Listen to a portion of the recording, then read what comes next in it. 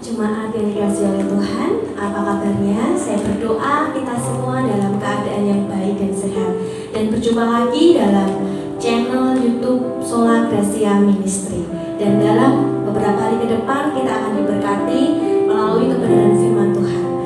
Dan pada kesempatan malam hari ini kita akan merenungkan bersama-sama tentang roh yang mengajar dan mengingatkan, yang terambil dalam Yohanes 14 ayat ke-26.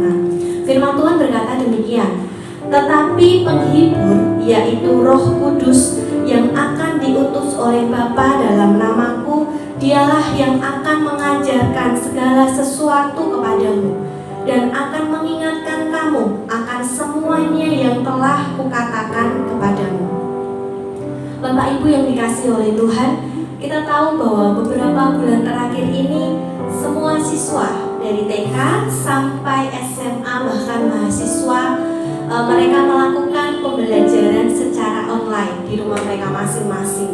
Yang biasanya mereka bisa bertatap muka dengan para pengajar, mereka bisa bertemu dengan teman-temannya.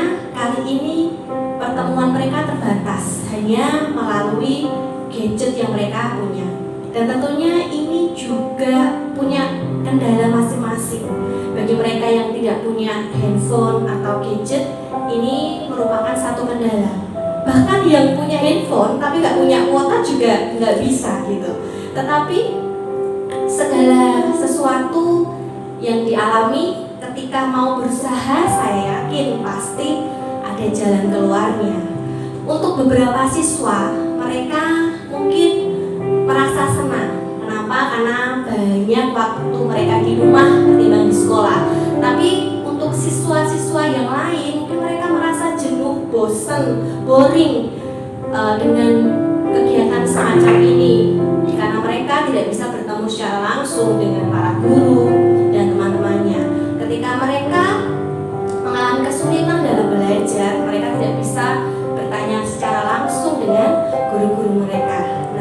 Corona membuat hal yang sudah terbentuk dari dulu akhirnya berubah dengan sistem pembelajaran yang biasanya kalau sekolah ya di sekolah, tapi ini harus dilakukan di rumah. Lalu apa kaitannya dengan kenaikan Tuhan Yesus ke surga? Kalau kita baca firman dalam Yohanes 14 ini, Tuhan Yesus sebelum dia berangkat ke surga, dia sudah memberikan pesan kepada para muridnya. Melalui pertemuannya itu Yesus berkata bahwa jangan khawatir, ketika aku sudah tidak ada di dunia ini, akan ada roh penghibur yang akan turun, Roh Kudus yang akan datang, yang akan menyertai dan berjaga-jaga kepada mereka setiap waktu. Nah, tentunya hal ini akan menjadi hal yang baru bagi para murid. Kenapa? Yang biasanya mereka bersama-sama dengan Tuhan Yesus dimanapun, ketika mereka takut, ketika mereka khawatir, ketika mereka cemas, mereka langsung ngomong sama Tuhan Yesus, mengungkapkan apa yang menjadi kesedihan, ketakutan, kekhawatiran mereka. Kali ini mereka tidak bisa mengungkapkannya secara langsung, tapi sekalipun Yesus tidak hadir di tengah-tengah mereka, ada Roh Kudus yang hadir menggantikan Yesus yang biasanya ada beserta dengan mereka. Nah, hal ini dibutuhkan sinyal yang kuat dari para murid untuk peka akan kehadiran Roh Kudus, kerelaan hati untuk dibentuk, kesiapan hati untuk dididik oleh Roh Kudus. Nah, dalam Yohanes 14 ayat ke-26 dikatakan bahwa Roh Kudus itu akan mengajarkan segala sesuatu dan mengingatkan kepada setiap kita. Seringkali orang Kristen itu memiliki pemikiran yang keliru soal Roh Kudus, di mana yang mereka pikirkan Roh Kudus itu hanya soal memberikan mujizat, melakukan hal-hal yang supranatural, memberikan kesembuhan, memberikan kesehatan, memberikan kesuksesan, kekayaan, dan lain sebagainya.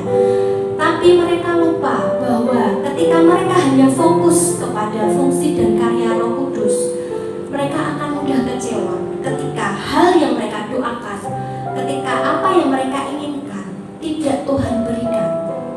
akan membuat mereka kecewa.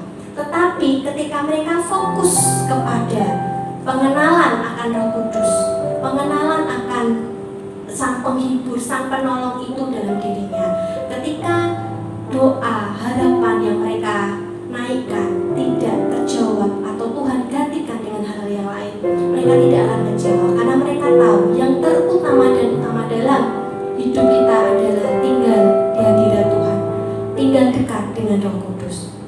Nah, Roh Kudus yang hadir di dalam kehidupan kita dengan fokus yang utama adalah pengajaran dan mengingatkan kepada kita. Di dalam Yohanes tersebut, pengajaran itu ditulis dengan kata didasko, yang artinya apa? Memberi pengertian atau menanamkan doktrin. Nah, dalam kamus bahasa Indonesia, kata ajar sendiri itu berarti petunjuk yang diberikan kepada seseorang supaya diketahui.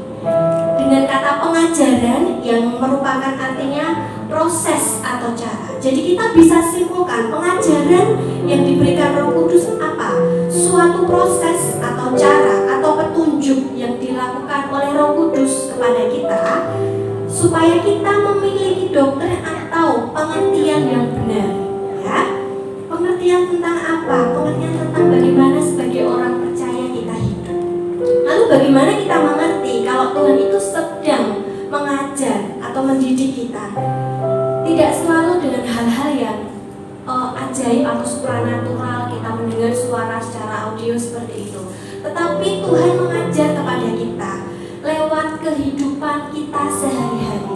Ketika kita bersekolah, ketika kita bekerja, ketika kita bersinggungan dengan masyarakat yang ada di sekitar kita, di situ kita belajar. Ketika hati kita tersinggung dengan perkataan orang lain, Tuhan mengajarkan kepada kita bagaimana kita mengampuni, mengasihi orang lain, dan bagaimana kita bisa menghormati orang tua kita, bagaimana kita punya hubungan yang baik dengan Tuhan.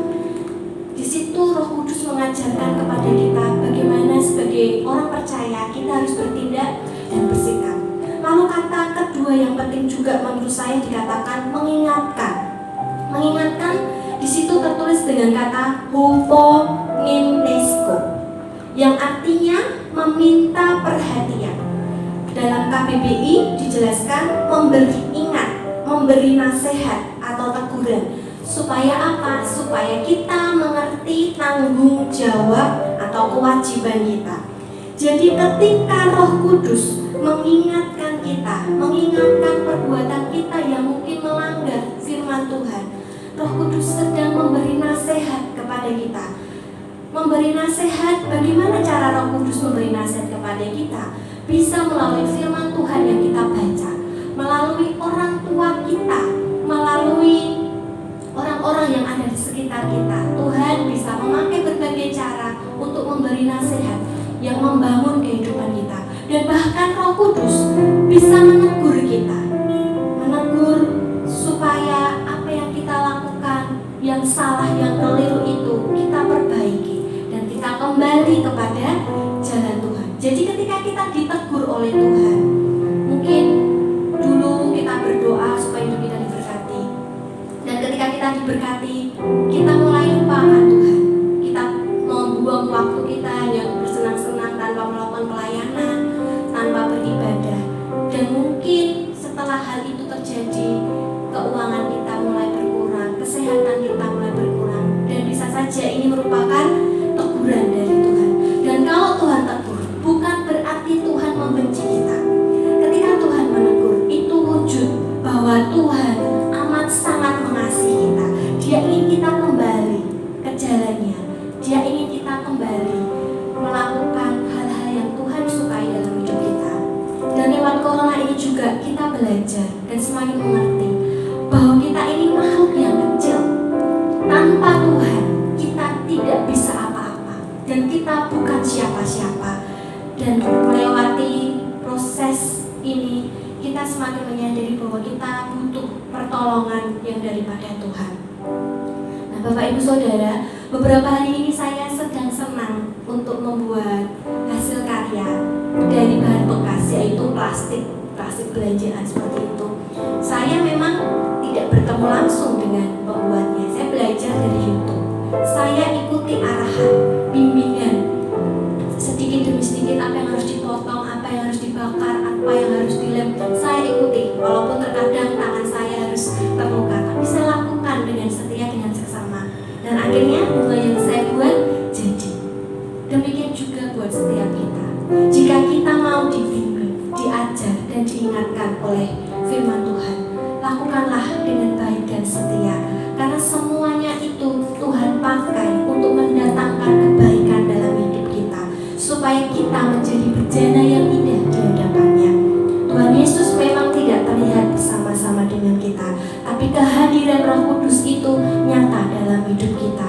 Dan hari-hari ini Roh Kudus sedang dicurahkan secara luar biasa buat hidup kita. Buka hati kita, buka pikiran kita, supaya Dia tinggal di dalam hati kita, dan hidup kita bisa dididik, bisa diarahkan, bisa dibentuk, bisa diproses luar biasa dengan Tuhan. Bagaimana caranya? Kasihilah Tuhanmu dengan segenap hatimu.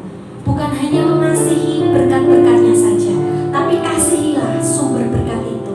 Ketika kita mengasihi sumber berkat itu, maka percayalah berkat dari Tuhan itu akan dilimpahkan kepada kita. Lalu peganglah firman Tuhan, baca dan renungkan firman Tuhan yang ada dalam diri kita. Dalam Alkitab silahkan dibaca, renungkan, bukan karena terpaksa, tapi karena kita sungguh-sungguh mengasihi Tuhan Yesus. Dan yang terakhir, lakukanlah firman Tuhan itu dengan setia. Memang bukan hal yang mudah, tetapi kita akan bisa melakukannya dengan pertolongan daripada Tuhan. Bapak Ibu Saudara, terimalah setiap proses dan didikan dari Tuhan. Kalau ada bagian dalam diri kita yang harus digantikan, terluka, sakit, saya percaya semuanya itu untuk mendatangkan kebaikan bagi setiap kita.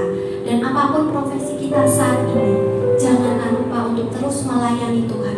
Layani lewat profesi kita masing-masing, dan biarkan nama Tuhan dipermuliakan lewat hidup kita. Selamat berjuang, Tuhan Yesus memberkati. Dan mari sebelum kita berdoa, kita akan menaikkan satu pujian, Hanya Dekat Allahku. Biarkan kerinduan kita kepada Tuhan yang ada dalam hati kita, bersekutu bersama Dia, melakukan hal-hal yang luar biasa bersama Tuhan. Hanya dekat